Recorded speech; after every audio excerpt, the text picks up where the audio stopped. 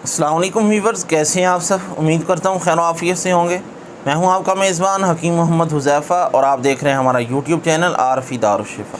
नाज़रीन, हमारे बहुत सारे दोस्त शिकायत करते हैं कि मनी के अंदर जो है वो पस सेल है, वो हल नहीं हो रहा मसला, बहुत ज़्यादा परेशान है।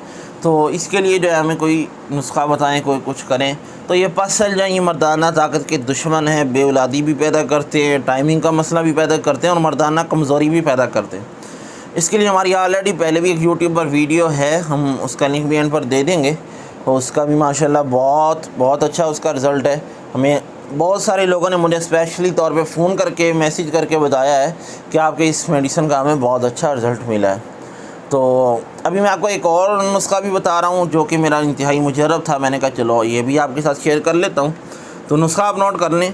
लोबान कोड़िया, लाल सफ़ेद, संदल सफ़ेद, बेरोज़ा खुश्क, ये 4 चीज़ें ये आपने सारी हम वज़न ले लेनी है। उनका बारीक पाउडर करके कैप्सूल भरें।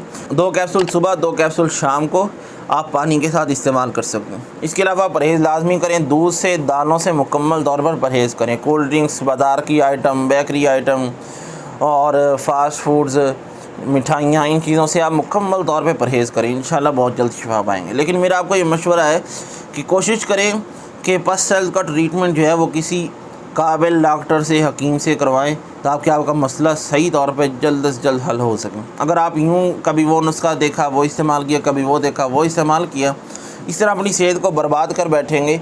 यकीन माने पस सेल का मर्ज़ इतना ज़्यादा बढ़ चुका है कि मेरे पास यानी कि 50% जो मरीज़ हैं वो इसी चीज़ के आते हैं कि पस सेल हमारे ख़त्म नहीं हो रहे। तो अल्लाह पाक आपको भी शिफा अता फ़रमाए। इजाज़त दीजिए अपने मेज़बान हकीम मोहम्मद हुज़ैफ़ा।